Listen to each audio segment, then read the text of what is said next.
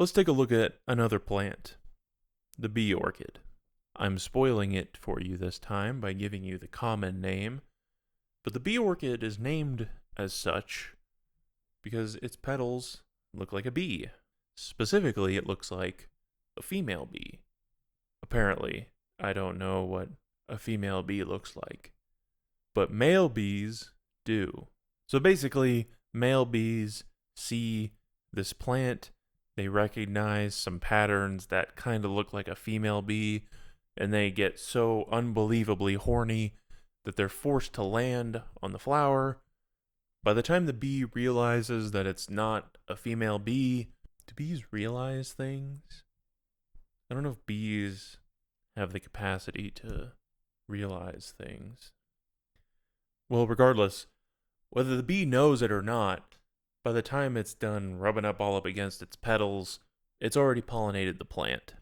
That's why natural selection has selected for petals that look like a bee, but the bee hasn't selected against this pattern-seeking behavior because it doesn't really harm the bee.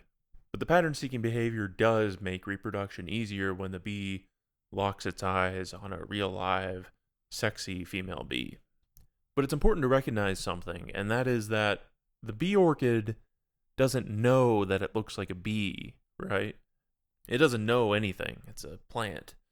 It never decided, oh, if I shape my petals to look like a bee, then a bee will land on me and pollinate me.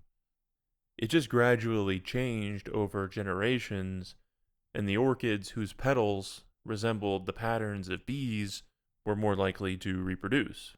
Over time, we get to the point where the petals really do look like a bee, even to the human eye.